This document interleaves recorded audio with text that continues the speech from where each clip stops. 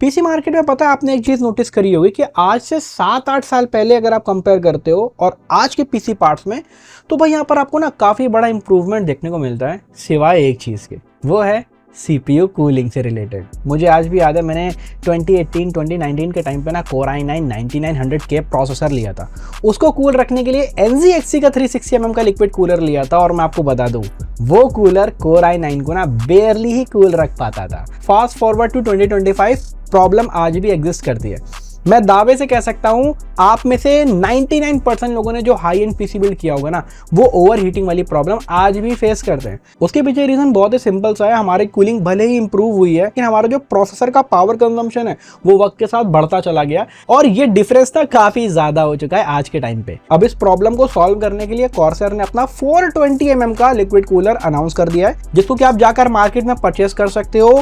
Corsair Titan 420 RX RGB के नाम से ये कूलर अवेलेबल है भी। और मैं पर्सनली मानता हूँ अगर आपका बजट या आपकी पॉकेट अलाउ करती है कि आप एक हाई एंड पीसी बिल्ड कर रहे हो और आप एक 420 mm का लिक्विड कूलर अफोर्ड कर सकते हो, तो आपको उसके साथ जरूर जाना चाहिए। ये जो इन्वेस्टमेंट है ना, ये एब्सोल्युटली वर्थ इट है भी। अब 420 mm का लिक्विड कूलर आपको कैसा कूलिंग परफॉर्मेंस देता है, इस चीज को डेमोन्स्ट्रेट करने के लिए हम लोग आज ये वीडियो बना रहे हैं, जहां पर हम लोगों ने एक 360 mm का लिक्विड कूलर भी लिया है, जो कि आता है डीपकूल की तरफ से। डीपकूल का LM360 ये थोड़ा सा एक मिड सेगमेंट का 360 mm का लिक्विड कूलर है, यानी कि फीचर वाइज भी काफी अच्छा है, डिस्प्ले वगैरह भी देखने को मिल जाती है।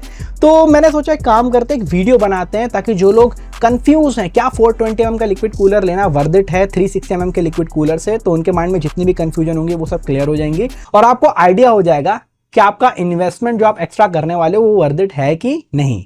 अब एक एक करके दोनों ही लिक्विड कूलर से आप लोग को इंट्रोड्यूस करा देते हैं। पहले हम लोग बात कर लेते हैं कॉर्सर के Titan 420 RX RGB liquid cooler के बारे में, फिर बात करेंगे डीपकूल के LM360 लिक्विड कूलर के बारे में। सबसे पहले अगर मैं आपको टाइटन 420 RX लिक्विड कूलर के बारे में बताऊं ना, तो भाई ये बहुत ही ज्यादा ह्यूज है। यानी कि अगर आप साइड बाय साइड इसे 360 mm के लिक्विड कूलर से कंपेयर करते हो ना, तो भाई ये काफी ज्यादा बड़ा है। और जस्ट मेक श्योर अगर आप इस कूलर के साथ जा रहे हो ना, तो जो है आप एक ऐसा कैबिनेट जरूर परचेस करना जो ये कूलर सपोर्ट करता हो, क्योंकि रेगुलर 360 mm वाले कैबिनेट ना वो ये कूलर सपोर्ट नहीं करेंगे, ये घुसेगा ही नहीं। बाकी यहाँ पर इसका जो इंस्टॉलेशन प्रोसेस है वो थोड़ा सा कॉम्प्लिकेटेड है comparing to regular liquid coolers. आपको थोड़े से मॉड्यूल्स और केबल्स वगैरह लगाने पड़ते हैं, क्योंकि ये थोड़ा सा एडवांस तरीके से इसको कॉर्सर ने बनाया हुआ है। बाकी यहाँ पर जो आपको फाइनल लुक वगैरह देखने को मिलता है वो काफी ज्यादा अच्छा है। आप देख सकते हो RGB फैंस हैं। बाकी यहाँ पर जो बीच में पंप है ना, उसमें आपको कोई डिस्प्ले वगैरह देखने को नहीं मिलती, जैसा कि आजकल ट्रेंड चल रहा है। कॉर्सर ने कहा भैया हम लोग बिल्कुल हाई एंड कूलर बना रहे हैं, हमारी जो टारगेटेड ऑडियंस है उनको घंटा फर्क नहीं पड़ता कि कूलर में डिस्प्ले है कि नहीं, उनको चाहिए कूलिंग, और वो कूलिंग हम लोग प्रोवाइड कर रहे हैं। तो यहाँ पर आपको सादा सा कॉर्सर का लोगो मिल जाता है, and that's it. Installation process थोड़ा सा कॉम्प्लिकेटेड है, मैनुअल को फॉलो कर लोगे तो आप इजिली इंस्टॉल भी कर लोगे। वही दूसरी तरफ अगर बात करें डीपकूल के LM360 के बारे में, तो भाई ये थोड़ा सा डीपकूल का मिड सेगमेंट का 360 mm का लिक्विड कूलर है, जिसको कि डीपकूल ने ऑलमोस्ट 5-6 महीना नहीं 2-3 महीना पहले लॉन्च करा था। मेरे पास तब से ये रखा हुआ है। इंस्टॉलेशन के बारे में बताऊं तो ये कूलर इंस्टॉल करना बहुत ही इजी है। डीपकूल के अगर आपने पास में कोई भी कूलर इंस्टॉल करे होंगे तो आप इसे भी आराम से इंस्टॉल कर सकते हो। बाकी यहाँ पर फैंस वगैरह पहले से प्री इंस्टॉल्ड मिल जाते हैं, एक डेजी चेन वाली केबल मिलती है, लगा लो and you are good to go. बाकी फैंस ना RGB वाले नहीं है, साइड में रिंग मिल जाती है RGB वाली, जिसको कि आप डीपकूल के सॉफ्टवेयर से कस्टमाइज कर सकते हो। बाकी पंप में ना यहाँ पर आपको एक स्क्रीन मिल जाती है, जिसमें आप जिफ या कोई फोटो वगैरह लगाना चाहते हो तो लगा सकते हो। डीपकूल का सॉफ्टवेयर आपको डाउनलोड करना पड़ेगा and you are good to go. अब फिलहाल अगर आप दोनों कूलर को साइड बाय साइड देखते हो तो डेफिनेटली यहाँ पर आपको साइज में काफी बड़ा डिफरेंस देखने को मिल जाता है। और अगर आप फिजिक्स की मानो तो डेफिनेटली 420 mm का लिक्विड कूलर 360 mm के लिक्विड कूलर से बेटर ही होगा, चाहे आप कुछ भी कर लो, चाहे आप किसी भी ब्रांड के आपस में कंपेयर कर लो। लेकिन यहाँ पर सवाल उठता है कितना डिफरेंस है। आइए अब इसके बारे में बात कर लेते हैं, लेकिन उससे पहले बात करेंगे टेस्ट बेंच के बारे में। फिलहाल अभी हमारे पास जो सबसे हाई एंड CPU है ना, वो है Core Ultra 9 285K, क्योंकि उसकी जो TDP है ना वो भाई 180 वॉट से ऊपर चली जाती है अगर आप पावर लिमिट को अनलॉक कर देते हो तो। और मैं मानता हूँ CPU के हिसाब से वो बहुत ज्यादा होती है भाई, तो मैंने सोचा उसी को ही यूज करते हैं और उसी पे ही बेंचमार्क वगैरह करते हैं। यहाँ पर जो हम लोग ने मदरबोर्ड लिया वो आता है MSI की तरफ से, MSI का Z890 Tomahawk Wi-Fi। लास्ट में यहाँ पर हम लोग बात करें अगर कैबिनेट की, तो भाई कैबिनेट यहाँ पर हम लोगों ने जो लिया वो बेस्ट ऑफ बेस्ट है मार्केट में अवेलेबल, यानी कि कॉर्सर का 5000D। ये जो कॉर्सर का कैबिनेट है ना भाई, ये फ्लैगशिप लेवल का कैबिनेट है, यानी कि एक नंबर की बिल्ड क्वालिटी यहाँ पर आपको देखने को मिल जाती है। और अगर आप थोड़ा सा मॉड्यूलर डिजाइन प्रीफर करते हो तो बहुत अच्छा यहाँ पर आपको लुक मिल जाता है फाइनल। और कैबिनेट के अंदर काफ़ी बड़ा स्पेस देखने को मिलता है, यानी कि बड़े से बड़ा मदरबोर्ड, बड़े से बड़ा ग्राफिक्स कार्ड, बड़े से बड़ा कूलर। इवन अगर आप लिक्विड कूल पीसी बिल्ड भी करना चाहते हो तो आप इसके अंदर कर सकते हो। बाकी इस कैबिनेट के अंदर मुझे एक चीज़ अच्छी लगी है कि ऊपर साइड पे ना आप चाहो तो 360 mm का लिक्विड कूलर माउंट कर सकते हो या 420 mm का लिक्विड कूलर भी माउंट कर सकते हो। ऊपर ना एडजस्टेबल एक स्टैंड देखने को मिल जाता है जिससे कि आप ब्रेथ वगैरह कूलर की चेंज कर सकते हो माउंटिंग करते टाइम। तो ये चीज़ मुझे काफ़ी अच्छी लगी और ये हमारी टेस्टिंग को बहुत ही ज़्यादा फेयर भी बनाता है।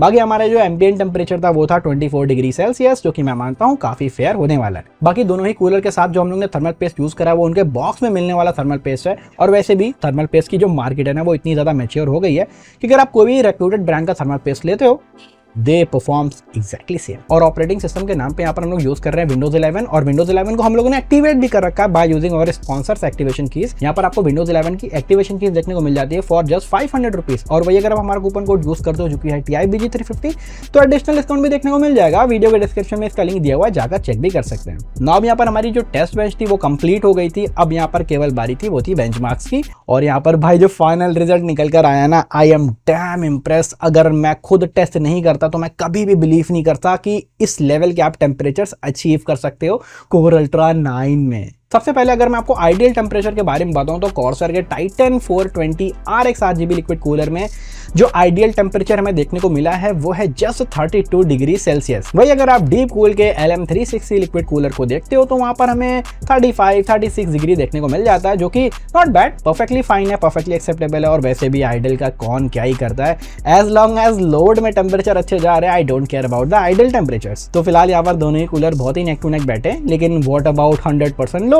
भाई यहाँ पर हम लोगों ने स्ट्रेस टेस्ट चलाया हुआ था 15 मिनट के लिए दोनों ही CPU कूलर्स पे, और यहाँ पर जो मैं फाइनल रिजल्ट देखने को मिला है ना वो बहुत ही इनसेन है। कॉर्सर के टाइटन 420 RX लिक्विड कूलर में जो मैं लोड पे टेम्परेचर देखने को मिले ना वो बहुत ही इनसेन है। यहाँ पर हमें मैक्सिमम टेम्परेचर देखने को मिलता है just 74 degree Celsius, which is insane. जब आप ये कंसीडर करते हो कि इसका जो TDP है ना भाई वो 182 वॉट तक पुश कर रहा था। मैं आपको बता दूं ये बहुत ही एपिक टेम्परेचर है। मतलब आप ये सोचो 100% लोड पे आप अपने PC को चला रहे हो मोर देन 15 मिनट्स और इससे आपको जो टेम्परेचर है ना वो 74 से एक डिग्री भी ऊपर नहीं बढ़ रहा है, और ये बहुत ही अच्छा टेम्परेचर होता है। हालांकि अगर आप डीप कूल की तरफ देखते हो तो डीप कूल भी कोई बहुत दूर नहीं है। मैं पहले बता दूं, मैंने तो शुरू में ये एक्सपेक्ट कर रखा था कि भाई 360 mm का लिक्विड कूलर है, क्या ही अच्छा परफॉर्म कर लेगा। हो सकता हो टेम्परेचर हमें हाई 80s या 90s में भी चले जाएं, कोई बड़ी बात नहीं है। लेकिन डीप कूल ने यहाँ पर जो मैं लोड पे टेम्परेचर दिए ना वो है just 76 degree Celsius, which is epic. भाई क्या चल रहा है, इतने अच्छे कूलर्स कहाँ से मार्केट में आ गए। हमारा यहाँ पर जो टेम्परेचर था डीप कूल के केस में वो 75, 76, 77 इन दोनों के बीच ना होवर करता रहता है, मतलब स्टेबल नहीं रहता, थोड़ा सा ऊपर नीचे 1-2 डिग्री ऊपर नीचे होता रहता है, which is still perfectly fine. मैं आपको बता दूं भाई मैंने डीप कूल से इतना एक्सपेक्ट नहीं करा था, इट वर्क्स फ्लॉलेस। बाकी अगर मैं आपको क्लॉक स्पीड के बारे में बताऊं तो भाई क्लॉक स्पीड कोई पीछे नहीं रही है। कॉर्सर के जो कूलर था ना वहां पर जो मैं क्लॉक स्पीड देखने को मिली है वो बहुत ही ज्यादा स्टेबल है, यानी कि स्ट्रेस टेस्ट स्टार्ट करते साथ ही हमें 5.4 गीगाहर्ट्ज की स्टेबल क्लॉक स्पीड देखने को मिली है। हालांकि बीच में सिर्फ 2 जगह 5.3 गीगाहर्ट्ज के लिए 1 सेकंड के लिए गई थी।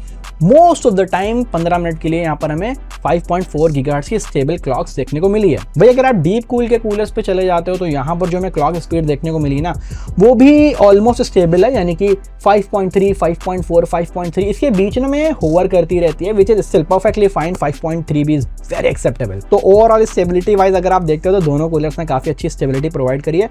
हमारा जो CPU है वो काफी अच्छे से पुश कर रहा था, 5.4 गीगाहर्ट्ज पे काफी स्टेबल था, और हमें दोनों ही कूलर्स में काफी अच्छा परफॉर्मेंस देखने को मिला। किसी भी तरीके की थर्मल थ्रॉटलिंग देखने को नहीं मिली है। लास्ट में अगर बात करें परफॉर्मेंस के बारे में तो भाई यहाँ पर हम लोगों ने टेस्ट करने के लिए Cinebench R23 भी चलाया था, जहाँ पर हम लोगों ने मल्टी कोर टेस्ट किया है। और यहाँ पर जो फाइनल स्कोर देखने को मिला है ना दोनों ही केसेस में वो काफी ज्यादा परफेक्टली एक्सेप्टेबल है, यानी कि कॉर्सर के केस में हमें जो स्कोर मिला है वो है 42,710 के आसपास। डीप कूल केस में जो मैं फाइनल स्कोर देखने को मिला है वो है 42,695 के आसपास, यानी कि यहाँ पर जो आपको डिफरेंस देखने को मिलता है वो है 0.34% का, जो कि मैं मानता हूँ निग्लिजिबल है, कोई बड़ी बात नहीं है, परफेक्टली एक्सेप्टेबल है। ओवरऑल अगर आप कूलिंग परफॉर्मेंस को देखते हो ना तो भाई दोनों ही कूलर्स ने बहुत ज्यादा अच्छा परफॉर्म किया है। मैंने इतना एक्सपेक्ट नहीं करा था, टू बी ऑनेस्ट मैं आपको बता रहा हूँ। लेकिन यहाँ पर ना फिर एक सवाल भी उठता है क्या आपको 360 mm के लिक्विड कूलर परचेस करने चाहिए या आपको एक्स्ट्रा स्पेंड करना चाहिए 420 mm के लिक्विड कूलर पे? आइए अब इसके बारे में बहुत डिटेल में डिस्कस कर लेते हैं। अब भले ही बेंचमार्क्स देखने के बाद आपको लग रहा हो कि भाई दोनों ही सीपीयू कूलर्स बहुत ही नेक टू नेक परफॉर्म कर रहे हैं, तो भाई 360 mm का लिक्विड कूलर ले लेते हैं, 420 mm के लिक्विड कूलर पे पैसा क्यों फूकना। तो भाई यहाँ पर मैं आप लोग को एक चीज़ बता देता हूँ। हमने जो टेस्टिंग करी थी वो बहुत ही आइडियल कंडीशन पे टेस्टिंग करी थी। 24 डिग्री का रूम टेम्परेचर मेंटेन करके किया था। जो कैबिनेट यूज़ करा था वो भी बहुत ही अच्छा एयर फ्लो प्रोवाइड कर रहा था।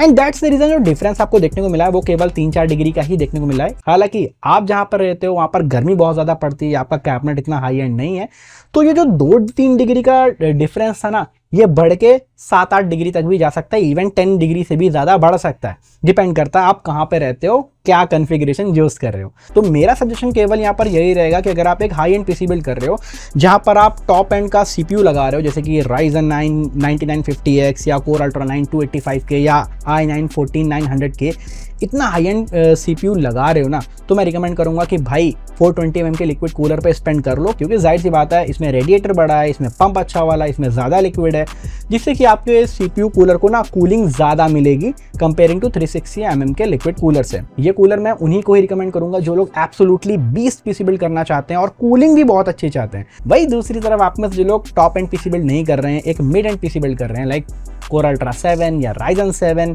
तो भाई उनके लिए आई थिंक 360 mm का लिक्विड कूलर डीप कूल का ये वाला बहुत ज़्यादा ऑसम रहेगा। मैं ऑनेस्टली बता रहा हूँ, मैं ये बात तिवारा बोल रहा हूँ कि भाई मैंने डीप कूल से इतना ज़्यादा एक्सपेक्ट नहीं करा था जितना अच्छा इन्होंने परफॉर्म करा। कौन सा कूलर किसको परचेस करना चाहिए ये मैंने आपको बता ही दिया। बाय द वे दोनों ही सीपीयू कूलर का बेस्ट बाय लिंक आपको वीडियो के डिस्क्रिप्शन में मिल जाएगा, जाकर आप लोग चेक कर सकते हो। बाय द वे मैं कॉर्सर का भी कैबिनेट का बेस्ट बाय लिंक वीडियो के डिस्क्रिप्शन में दे दूंगा। इनकेस अगर आप एक budget high end PC build करने का प्लान कर रहे हो तो उस कैबिनेट को चेक जरूर करना। वैसे दोस्तों इस वीडियो में आशा करता हूँ आपको ये वीडियो अच्छा लगा होगा। अगर आपको वीडियो अच्छा लगा तो इस वीडियो को बस जल्दी से लाइक करें, सब्सक्राइब करें हमारे इस चैनल को, क्योंकि हम लोग लाते रहते हैं इससे डेली ऑसम कंटेंट।